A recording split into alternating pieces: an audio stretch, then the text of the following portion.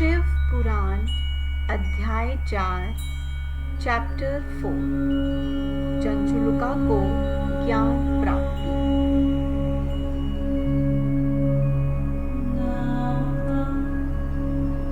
पिछले अध्याय में हमने पढ़ा था कि कैसे चंचुलुका गोकर्ण जाती है, जहाँ वह एक ब्राह्मण को शिव पुराण का वाचन करते हुए सुनती है। वह जब सुनती है कि व्याभिचारिणी स्त्री को बहुत पीड़ा सहनी पड़ती है तो वह डर जाती है। वह ब्राह्मण के पास जाती है और उनसे पूछती है कि वह कैसे इस भय से मुक्त हो सकती है। अध्याय की शुरुआत होती है ब्राह्मण के चंचुलुका को ज्ञान देने से। वे कहते हैं कि सौभाग्य की बात है कि उसे शिव पुराण की वैराग्य युक्त कथा का एक अंश सुनने मात्र से ही चेतना हो गई। वह उसे कहते हैं कि डरो मत, भगवान शिव की शरण में जाओ। शिव कृपा से उसके सारे पाप तत्काल ही नष्ट हो जाएंगे। मैं तुम्हें भगवान शिव की कीर्ति से युक्त इस परम पुराण का वाचन करूंगा, जिससे तुम्हें सदा सुख देने वाली उत्तम गति की प्राप्ति होगी। शिव कथा सुनने से तुम्हें वैराग्य की प्राप्ति होगी, तुम्हारी बुद्धि शुद्ध हो जाएगी, पश्चाताप की अनुभूति होगी, क्योंकि पश्चाताप ही पाप से मुक्त होने का सबसे बड़ा प्रायश्चित है। सत्पुरुषों ने पश्चाताप को ही सभी पापों का शोधक बताया है। जो पश्चाताप करता है वही पापों का प्रायश्चित करता है। जिसे अपने कुकर्मों पर हृदय से पश्चाताप होता है वह अवश्य ही उत्तम गति का भागी होता है, इसमें संशय नहीं। ब्राह्मण आगे कहते हैं कि शिव पुराण के सुनने से जैसे चित्त शुद्धि होती है वह अन्य किसी उपाय से नहीं होती। इसके सुनने से मनुष्यों के चित्त में माँ जगदम्बा पार्वती सहित भगवान शिव विराजमान रहते हैं। शिव पुराण से विशुद्ध आत्मा श्री सांप सदाशिव के पद को प्राप्त करती है। शिव पुराण की कथा सभी मनुष्यों के लिए कल्याणकारी है। उत्तम विषय से इसकी सेवा और आराधना करनी चाहिए।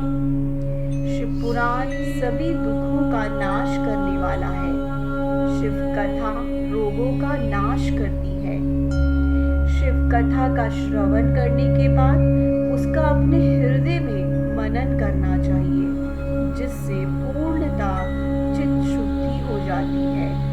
चित्त शुद्धि ही शिव भक्ति के दो स्वरूप ज्ञान और वैराग्य की प्राप्ति का कारण बनती है। तत्पश्चात महेश्वर की अनुग्रह से दिव्य मुक्ति प्राप्त होती है। मुक्ति से वंचित मनुष्य मात्र एक पशु समान है। यदि चित्त माया के अधीन है तो संसार बंधन से मुक्त हो पाना संभव नहीं है। ब्राह्मण चंचुलुका को आगे कहते हैं, तुम भक्ति भाव से भगवान शिव की कथा को सुनो।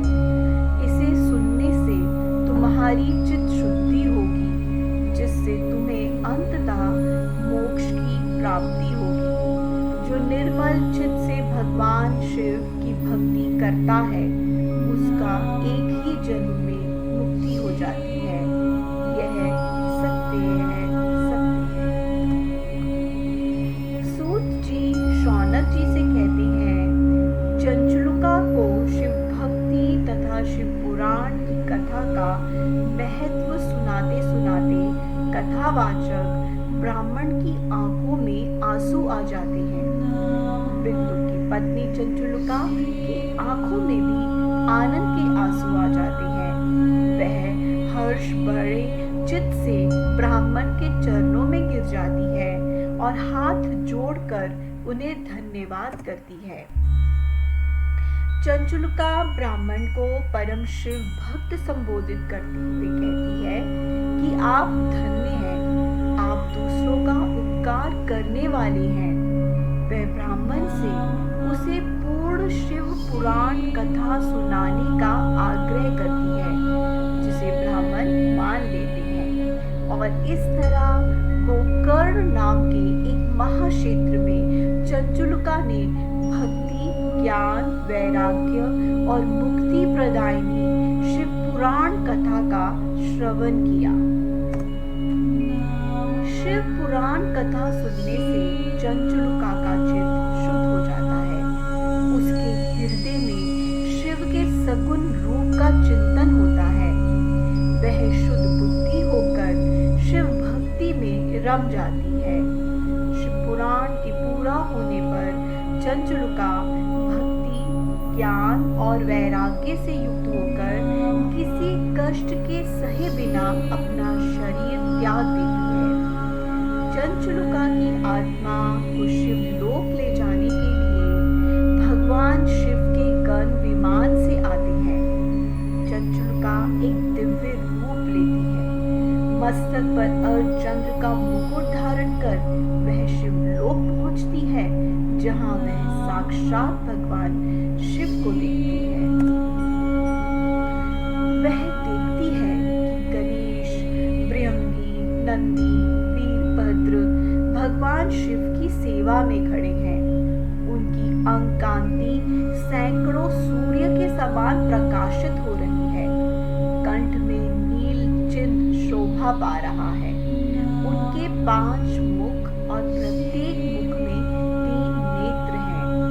मस्तक पर अर्धचंद्र है और वाम भाग में माँ गौरी बैठी है। सारा शरीर श्वेत भस्म से भासित है।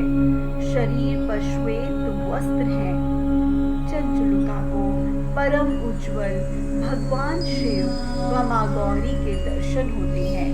वह बारंबार नमन करती है। उसके नेत्रों से अंशुमाला बह रही है। संपूर्ण शरीर में एक रोमांच है। माँ गौरी चंचुलका पर प्रसन्न हो उसे अपनी सखी बना लेती है। इति शिव पुराण अध्याय 4 ओम शिवाय नमः। ओम शिवाय नमः। शिवे भक्तिः, शिवे भक्तिः, शिवे भक्तिर्भवे, अन्यथं शरणं नास्ति, त्वमेव शरणं